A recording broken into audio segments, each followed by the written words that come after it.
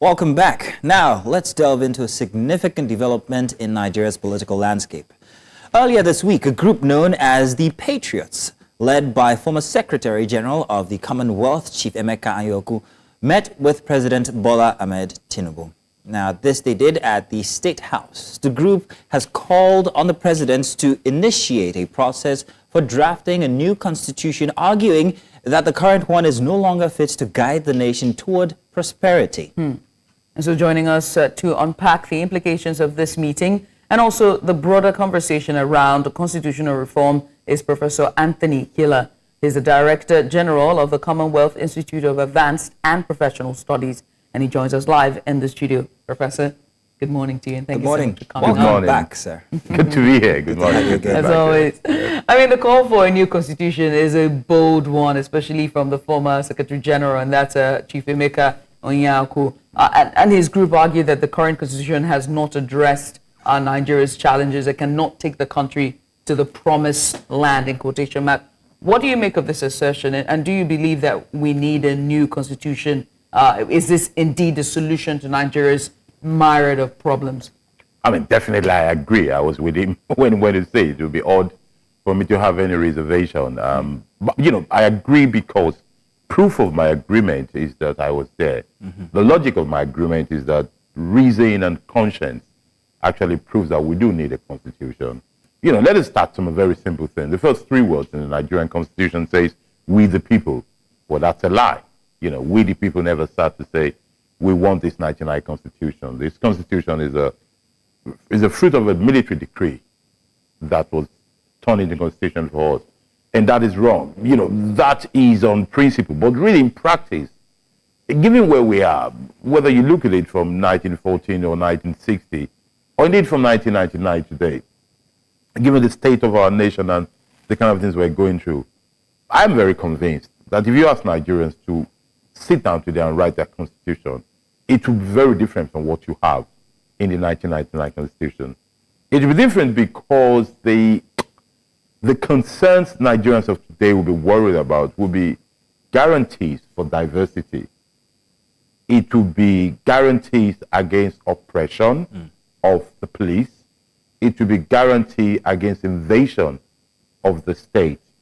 It will be assurances that the power and the influence of government, the executive and all form of government will be curtailed.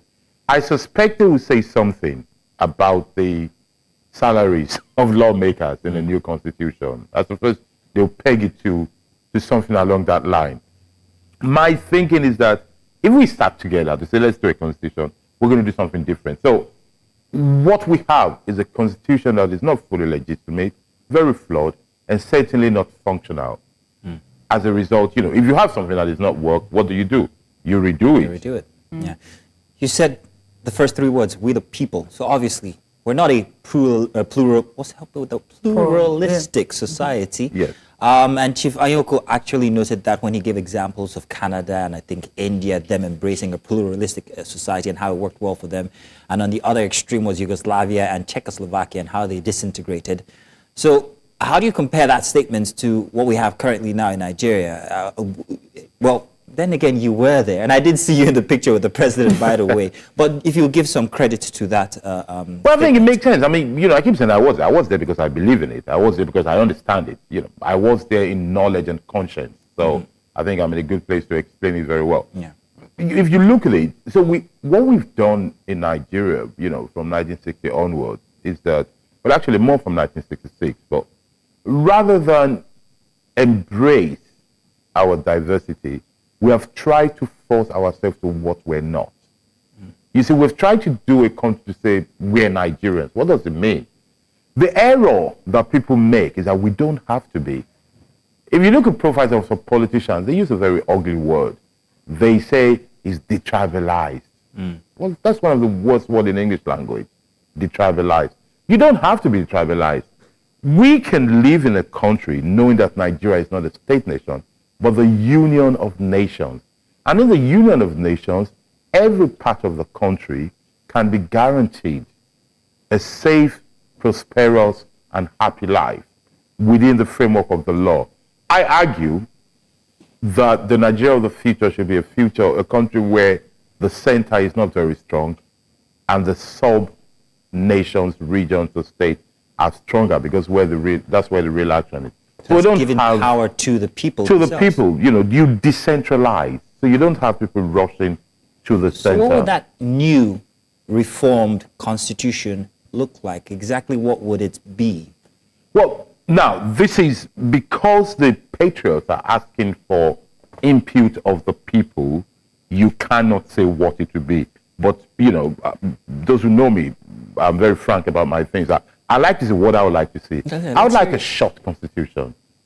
A constitution that is so small, you can put it in your pocket, is so straightforward and concise, most Nigerians can know most part of it. Succinct. Very succinct. So that, if something happens to you, say no, you're violating Article 10.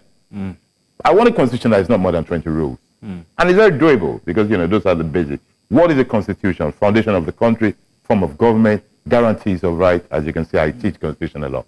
It doesn't take a lot to do it and get it very clear. So that's... But don't you think it would lack nuances in terms of interpretation and capturing situations that are different from what you would see in, like you said, in a long constitution? Yeah. Well, two things. Number one is this, and I want viewers to take note of this.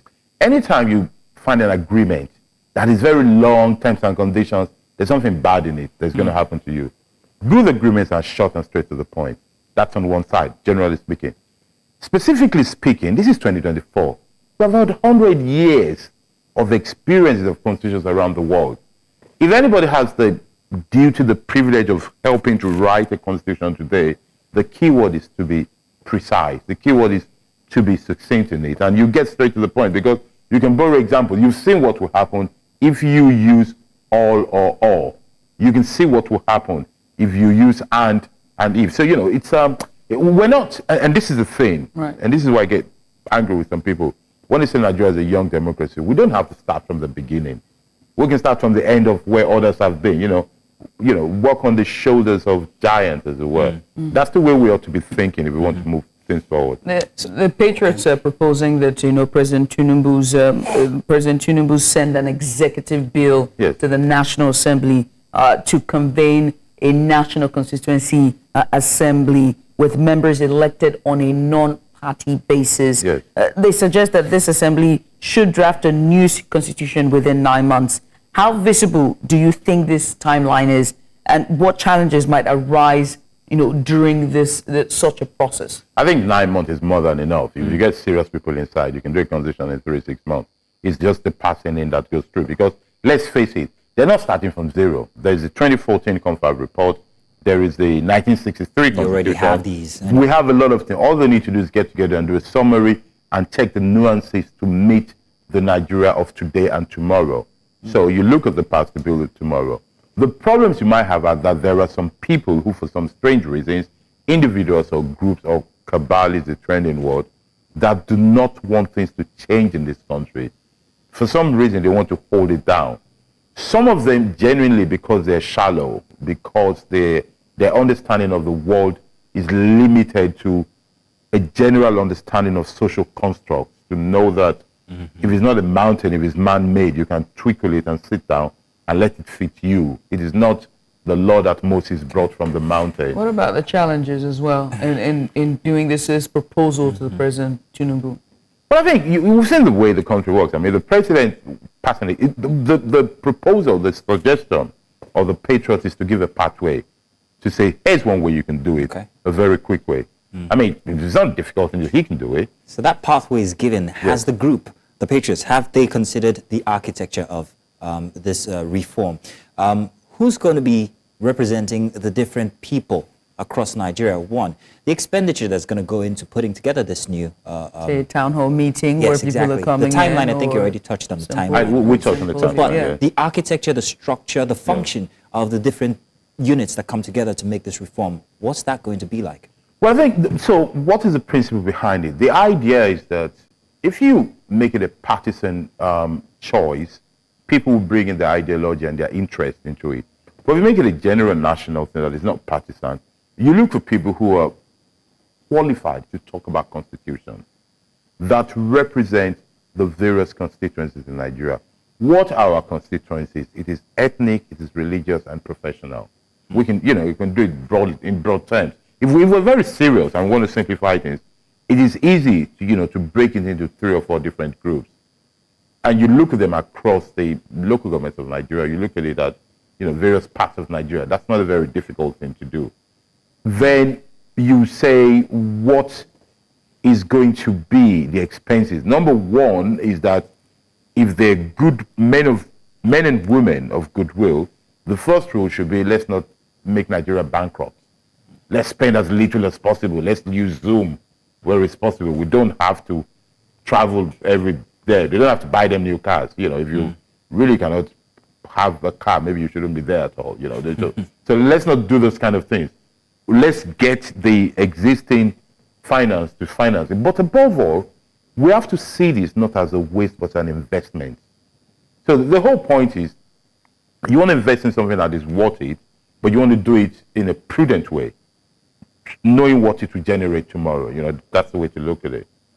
Professor, I must ask, in the past there have been constitutional reforms, yes, and at the end it has not met the expectations of various Nigerians and many Nigerians. How then can we avoid pitfalls in this process should the president heed to these proposals by the Patriots? Well, there are 2 things to be said about that. Number one is that it is not that it has not met people's expectations. It is that they've not implemented it. So we have to be very careful about that. Now, if people get together and produce a document, good or bad, I happen to believe that the 2014 Confab report is a very good report. It's one of the best things that any committee has produced in Nigeria. So if if people get together and produce a document or put together some plan, and some people refuse to implement it or cannot implement it, you don't blame the people that put it together. At some age in life, you go past blame. Let's just say they were not able to do it. But moving forward, we need to go and look at why did they not implement it? Who are the people that are blocking reforms in Nigeria? Because as I said, some people are out of limited knowledge, saying this thing is not necessary. But I suspect some people out of mischief are looking for what is wrong with the process, the people, and the idea. We have to be very careful. And, I am somebody who's not going to shy away. And I want to say this here today. I want Nigerians to know that I personally am ready to take on anybody on this matter. Let us bring reason and knowledge together. Let us put logic to say, do we need it? How do we get it? What is wrong with it? I heard some people say, we don't need that. The problem is not the constitution, it's the people. I asked them, if we change the constitution, will it cause any harm? If you say we don't need it, but will it cause harm? If it's not going to cause harm, let's do it. If the only thing it can do is to improve our lot, then let's do it. Those who say the problem is not the constitution, it's the people, their view is limited, whoever they are. Because let me say something to you. The countries that Nigerians imitate, emulate, and ape, actually sometimes, or look up to, the reason why they work is because they have systems that work. It's not that the people are inherently good. There's nothing about the water they drink or their haircut or anything like that. It's just that they have systems that would not allow them to do bad things. Because if they do bad things, the system is in place. If the United States did not have the kind of system they have, Donald Trump would not leave the White House when he lost.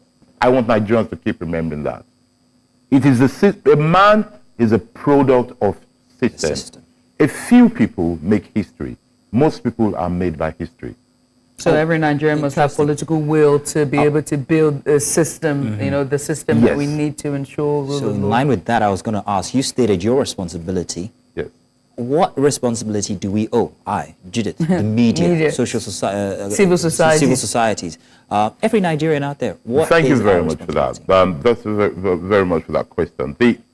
What we owe ourselves is knowledge and attention. The price of democracy is internal vigilance. We need, no matter what system we have, if we're not informed, if we're not active, somebody's going to abuse that system. So as we walk towards a new system, let us visualize the opportunity of a generational chance to design our future.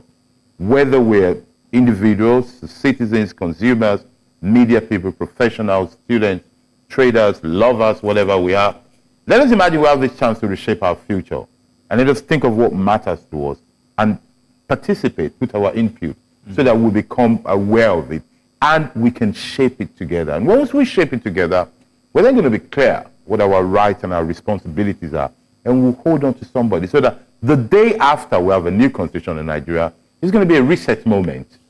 And the day after that, if somebody does something that's violating the constitution, you say, no, that's not what we agreed yesterday. It's a new lease of life. And I think it's worth exploring. I have to ask, because we're pressed for time, the group emphasized the importance of subjecting the new draft constitution to a national referendum. And that's something that the current Nigerian law does not provide for. Yes. So how crucial is this step in ensuring that the new constitution truly reflects the will of the people? And is it legal? It is very legal, and history supports it, the law supports it. So what legal, would there be any legal or... Well, you just need the law to do it. Yeah. Can you see how long it took to do the national anthem? Yeah. Yes. So once we have that, we know everything is doable. Yes. Once we have that. So yes, the reason why they say that is because continuously we want it to be a democratic constitution. And the most democratic thing is a referendum. Well, I hope that the Patriots have a forum where regular people can come so they can understand. A town hall meeting, Boom, a blue one. I will guarantee that. Fantastic. Make sure you mention that was my Kila for that. All right. Professor Kila, thank you very much for joining us once again. Thank Always a pleasure to me. have you here. Such insightful comments.